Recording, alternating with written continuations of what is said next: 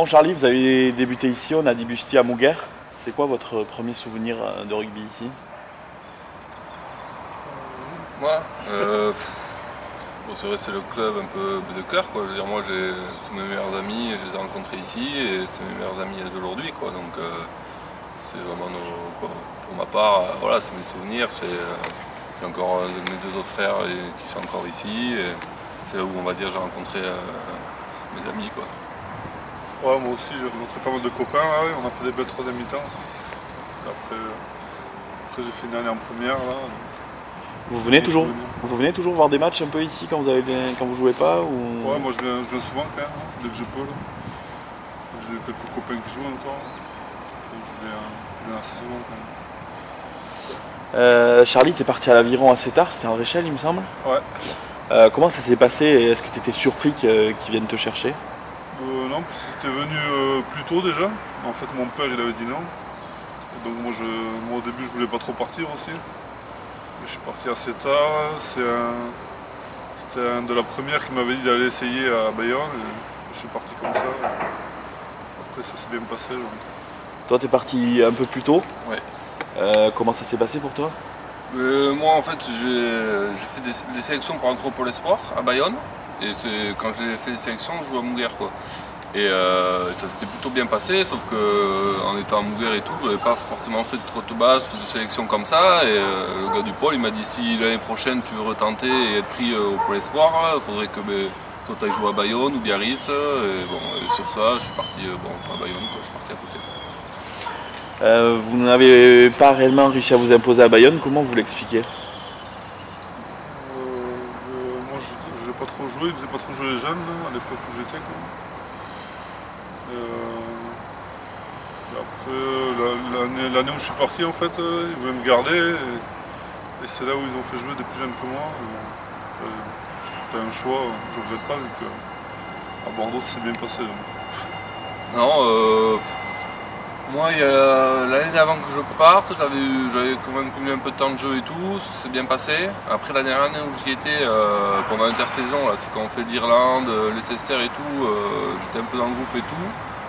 Je me pète les apophyses, donc je loupe les 2 mois de prépa un peu qui suivent, et après je suis pas dans le groupe, et donc ça n'a pas trop bougé. Et après, moi voilà, il me restait 2 ans, je voulais avoir du temps de jeu, je suis parti. En plus, c'est quand après Richard Doux qui prenait les rênes, et c'était top 14, et c'était pas forcément trop une politique de jeunes encore à l'époque. Et à notre âge, de toute façon, il faut avoir du temps de jeu, quoi. Donc je suis parti à mon 2, et ça s'est très bien passé aussi, quoi. Justement, est-ce que vous avez un peu des regrets quand on voit que Bayonne fait beaucoup plus confiance aux jeunes maintenant? Moi non, parce que j'ai fait une belle... À Bordeaux ça s'est bien passé, à Dax aussi j'étais en jeu, donc pas de regrets. Non, oui c'est sûr, après, ça dépend les périodes, tu dis à la période où si toi tu serais arrivé, ça aurait été plus les jeunes, voilà.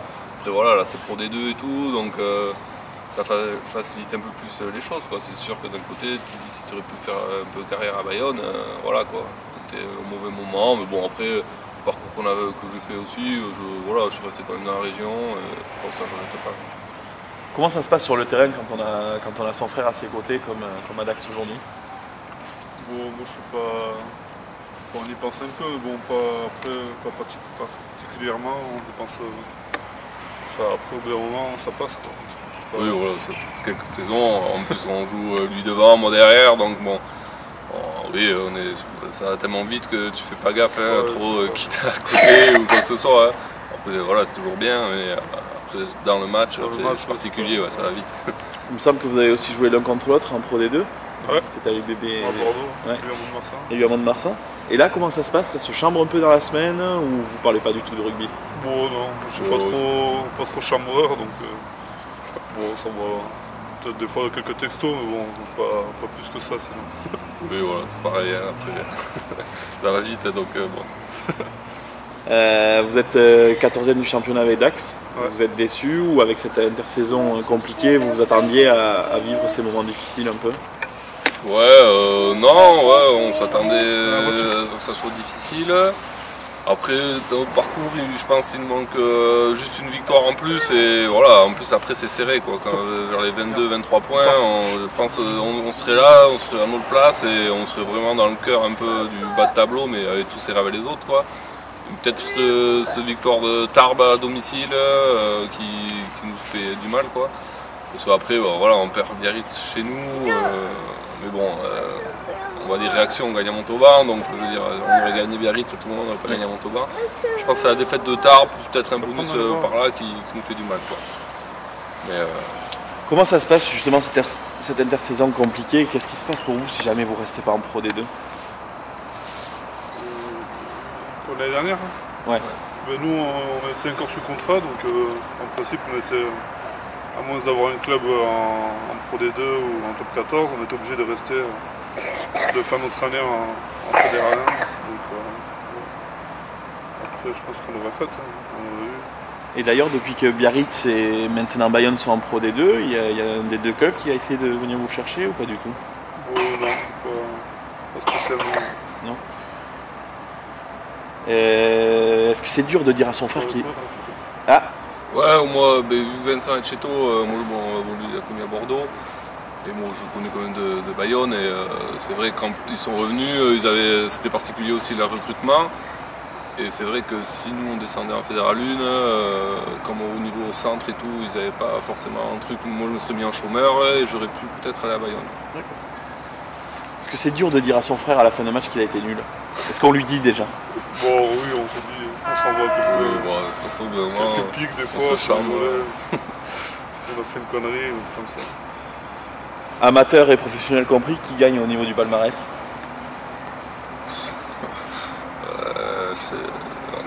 Toi, t'as fait la montée quand même avec Bordeaux. Ouais. Le maintien, j'ai fait. Ouais, encore quand même mon 2, j'avais fait une demi. Avec Dax, la première année, j'avais fait une demi aussi. Après, c'était beaucoup de maintien quand même. Ouais, nous aussi quand même, au début de saison à Bordeaux, on a de maintien.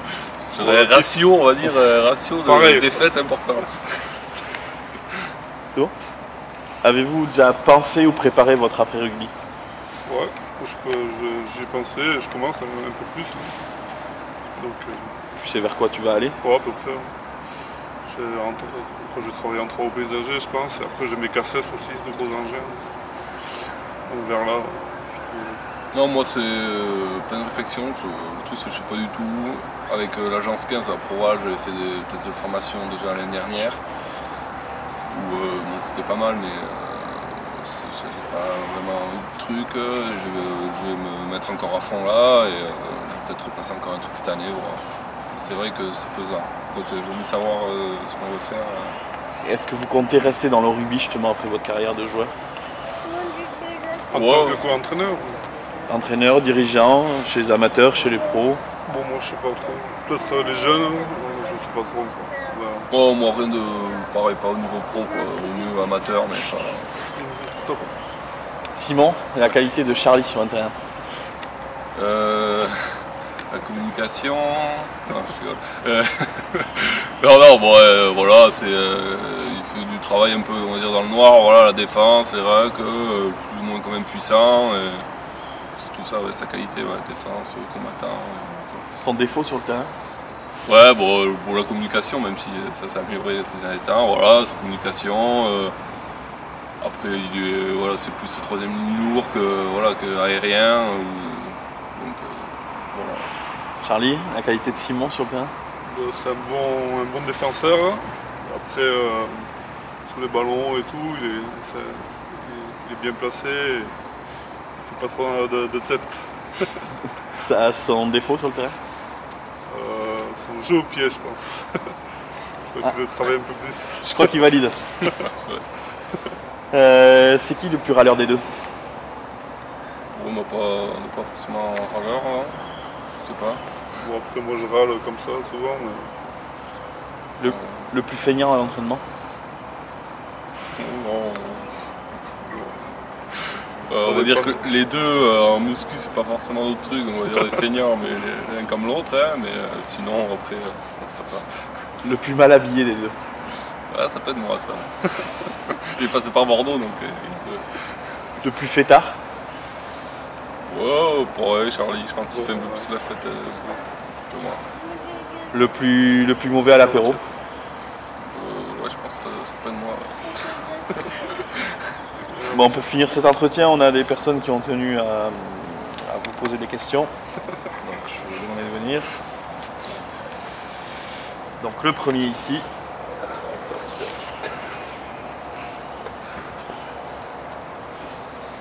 Salut Simon, salut Charlie. J'aurais une petite question pour vous, ça serait à savoir quand c'est que vous reviendriez jouer à Mouguer, qu'on soit une petite dernière année ensemble. Tenez-moi au courant de la date, ça serait très important pour moi. Merci. Pour être honnête, c'était une question que nous on avait préparée aussi, qu'on a enlevée du coup. Alors la réponse, est-ce que vous allez revenir un jour ici? Ouais, moi je pense, quoi, on verra. Oui, voilà. On verra mon état de forme. Bon, si on peut, oui, mais après c'est sûr que maintenant au niveau professionnel, tant qu'on peut aussi gagner notre route en faisant du rugby, on va aller jusqu'au bout, hein. Faut pas non plus être fou, hein, mais... Ouais, mais le grand frère il avance, là, donc il faut forcer se dépêcher. Non, donc on verra. Bon, on a une deuxième personne.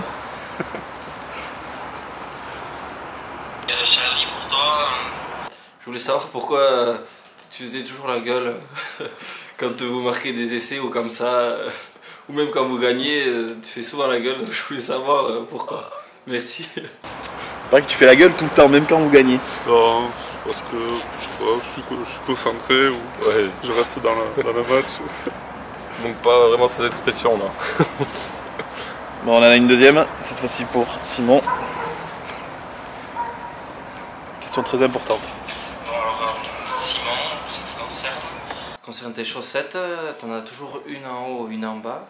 Et j'aimerais savoir pourquoi, je sais pas si tu fais exprès ou si tu as un mollet plus costaud que l'autre, que t'entraînes trop avec ton jeu au pied ou je sais pas, mais si tu pouvais nous expliquer pourquoi, s'il te plaît, ça serait sympa, merci. C'est trop gros mollet, je pense. Non, c'est pas ça. Chaque fois que je réponds pour que ma mamie elle me reconnaisse à la télé, au moins elle sait que les chaussettes en bas, c'est moi. Non, bon, c'est comme ça, c'est vrai que depuis. C'est quoi, c'est un rituel? Moi, même pas. Le truc, c'est que bon, j'ai pas de gros mollets, mais j'aime pas les avoir serrés ou quoi que ce soit. Je suis assez faible des mollets, je pense, et dès que ça me contentionne, je suis pas bien.